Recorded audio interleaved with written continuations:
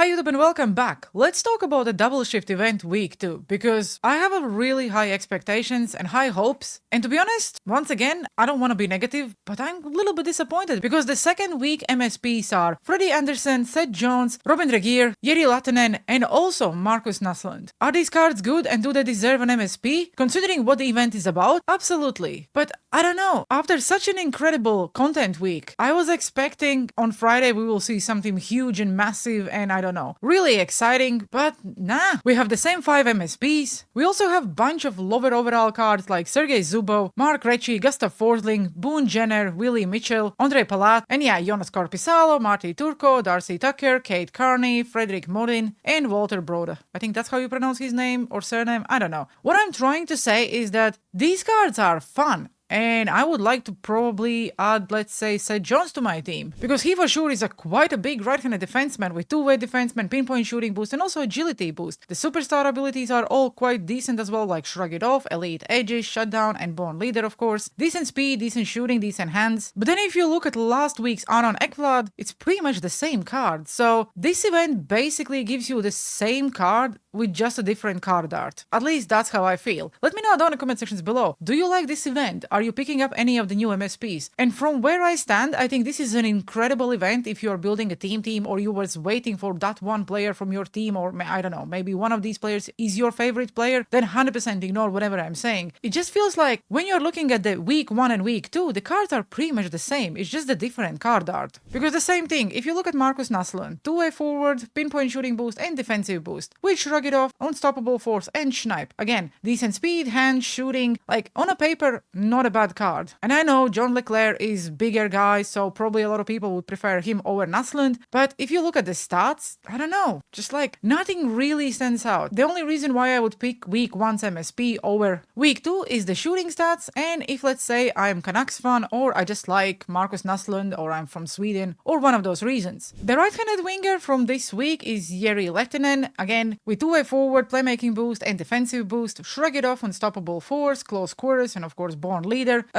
Quite overwhelming shooting stats because only 96. Considering all the other cards we've seen, I don't know. But defensive stats, quite impressive, so yeah. So again, if you're building, let's say, an all-time finish team, or you're just fan of the player, this is a fun card. The only issue is that, like I said, the shooting is only 96 and there's really nothing standing out. But I do believe that all these cards will play good. I do believe that not a single one will be like overwhelming in your team. And if you make any of these cards, it will be fun to use them. The only thing I'm really excited about is Robyn Regehr. I think that's how you pronounce his surname. Again, I'm so sorry for not being able to pronounce any of these names correctly. I just don't know how to do it. Last year, when we got his team builder, he was one of my favorite cards. And to see that he is back, I just love it. Two-way defenseman, defensive boost, and power shooting boost with Shrug It Off, Truculence, Quick Pick, and of course Born Leader. I do believe that Born Leader is actually huge this year, and not a lot of people are actually using it, just because like all the energy is absolutely broken in this game, and you have to basically change your lines every 5 minutes. Born Leader is actually huge for that. But yeah, if you look at the superstar abilities, huge, love the Quick Pick, love the Truculence, and of course Shrug It Off as well. The skating stats are decent, like that he have 99 endurance. Yes, the shooting may not be the best, but we all know that Robyn Regehr probably will play much better than the stats indicate. Defensive stats, no need to say, then defensive awareness, shot blocking, and stick checking all 99. Also the checking is pretty much all 99 except the fighting skills. The hands and shooting could be better, but you can still score with any single card in this game. So if I would need to pick one player, it probably would be this one, because of course I would not pick a goalie. Even considering Fredrik Andersen actually looks decent with speed boost, checking boost, and agility boost. His superstar abilities also are not bad, and same about the zone ability. He does have 97 speed, quite low aggression, so on a paper looks like a decent goalie, but I never recommend you make a goalie as far as he's not your favorite player, or you're not building a team and you was waiting for that one goalie to fill that last spot. The reason why I'm quite disappointed with this event in general is that you look at all the MSPs, and like I already said, they are good cards. They would probably play very good in your team, but if you look at non-MSPs, and in my opinion, when the non-MSP card is better than an MSP, it just feels weird because you cannot make this card, and if you activate all the synergies, this is one of the best left-handed defensemen we have in the game outside of, let's say, all the fantasy cards. This is an incredible card, and you cannot make him. Instead of that, you can go with Brian McCabe or Robyn Regehr, and I have a feeling I'm pronouncing his surname every single time different. Like, whatever. I just don't know how I feel. I was hoping for maybe something really cool, but at the same time, we already seen week 1 MSP, so not really a lot to expect. Also, this week's exclusive card is Regehr with offensive defenseman, defensive boost, and checking boost. Again, left-handed defenseman, nothing really stands out. The only positive thing about this card, for example, is the Heat Seeker, Shutdown, and Elite Edges. Definitely makes this card much more fun. The shooting stats are decent, the skating stats are also okay. I don't know, I just wish every single card would be acquired by sets, not something exclusive just in the packs. If it's something exclusive just in the packs, it has to be something like we have the chase cards in MLB The Show, where that card is 3 times better than any other card you can get by sets. Another interesting card is Sergei Zubov from yesterday, because he probably will join my Rangers team. Something about Sergei Zubov cards always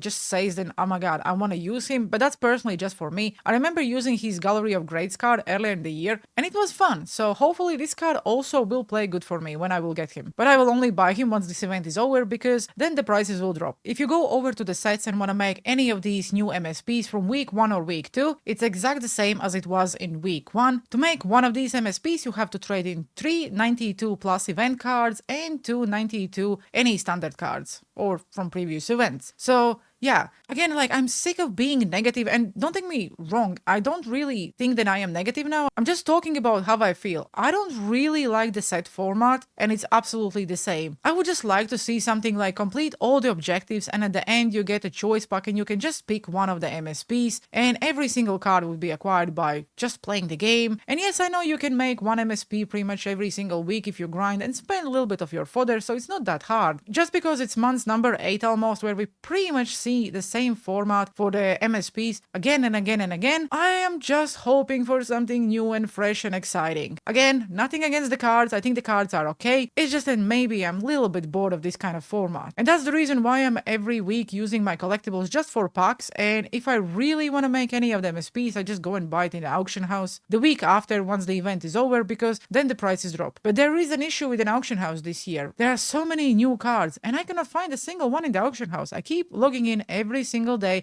refreshing the auction house, or the price is ridiculously high because there is just one card in the auction house, or you cannot even find it. So it means not a lot of people are actually pulling these cards. And that just adds a question to all the questions I already have. What are the odds of actually pulling these MSPs? If you look at week 2 chores, same, very easy to complete. You have to open 5 packs and you get 190 overall B&D to help you with objectives, win 5 games and you get another 88, which is untradeable, so you can use it in any other sets, get body checks 125 times, 5 collectibles, get assists, score goals, complete 40 games, get shoulder checks. So yeah, at least we don't have any block shots. So shoulder checks are quite easy, complete games easy, score goals easy, assists easy, and yeah, pretty much this is quite easy week in objectives in my opinion. Same as week 1, we also have new moments. Yeah, because the format is the same, so how you have to attempt perfect one-timer shots 3 times with St. John's, 1000 coins, have to get 2 points with Marcus Naslund, 2000 coins, 2 goals, and you get an 88 overall player, assists, 88 overall player, and then on All-Star difficulty, you have to score goals 4 times. Why it's All-Star? If someone just recently picked up the game, they don't have a really good squad or something like that, just make this easy. This shouldn't take a lot of time. And yes, I know all of you watching are probably super good in this video game and All-Star is easy, but we all know that moments on All-Star difficulty are not All-Star difficulty. They are just bloody CPU on steroids. Wildcard is the same as it was last week, and yes, I know a lot of people don't like it and you are getting the X Factor or Team Builders and stuff like that, but I do. So for me, this is a W. The only thing I don't like about this week's wildcard, then firstly, it's trees again, so you have to draft invisible players or mascots. Oh, you can get someone else. And then you get someone else. Ooh, invisible again. So yeah, and it's not the first goal win. So for me, first goal win was a perfect format just to get it done very quickly, or just pull a goalie and don't play it at all. Please bring first goal win back, EA. That was really fun. Hey, look, we also have Stanley Cup playoffs rematch. We have 3 players from Edmonton Oilers and 3 from Florida Panthers. If you look at the players from Florida Panthers, you see something interesting? Yes, Evan Rodriguez again is getting a card. Because look, this is his 93 overall playoffs card, and this is his 90 overall playoffs card. In one event, same player is getting 2 cards. Are they not paying attention, or this is just a mistake? Quite overwhelming. Also, a lot of people know that McDavid finally received an upgrade and is now 95. So if you have his team of the year or team of the season, finally we are seeing some love for him. Look at this card. This is not a chase card. This is just a standard card you can go and buy in the auction house. If you activate the synergies, 98 speed, 95 endurance, like no need to say. Probably the best winger you can have in the game. Does have wheels, elite edges, make it snappy, and born leader as well, which is really fun for McDavid. But if you look at his team of the year, his endurance is only 90. But if you was lucky and exchanged his team of the year for team of the season, then at least this card looks really decent. I still don't understand why his team of the year is worse. Maybe you can boost something with the synergies. That's just like observation. If I'm wrong, let me know down in comment sections below, because, you know, sometimes I make mistakes. Actually, I do it quite often, but I like that you correct me in the comment sections below, and then I know. Then I need to shut up and don't talk about the cards ever again. And the last thing is that I was hoping we will see fantasy cards again. Probably we need to wait until Tuesday, and considering then they will play, I don't know, 4 games, 5 games, maximum 6 in my opinion, just giving us some random names again wouldn't be fun. Because it's a final and because it's a rematch, I think they need to give us McDavid and Matthew Tkachuk. Just because 2 fun players are going against each other, and because there is not a lot of games left, just give us those cards. Can you imagine McDavid would get a fantasy card? That would be sick. Maybe we could actually get McDavid 99. I think we would if they would give McDavid a fantasy card. Will it happen? Probably not, but I think that would make sense. Okay guys, that will do for today's video. I don't know how I feel. The content felt pretty much the same as week 1. Usually the MSPs are a little bit different. This week it just feels like pretty much the same as it was week 1. I want to go and buy a few of those MSPs and try them out on my second account because they do look good, but I'm not really happy about this event, so I want to see if I'm wrong. Maybe those cards are super cool and I'm just too negative and giving EA too much criticism when they really don't deserve it. So yeah, that will do for today's video. If you do enjoy, please make sure you like and subscribe. It's free, makes me smile, and helps a lot with the YouTube algorithm. As always, thanks for watching, have a good one, and see you on the ice.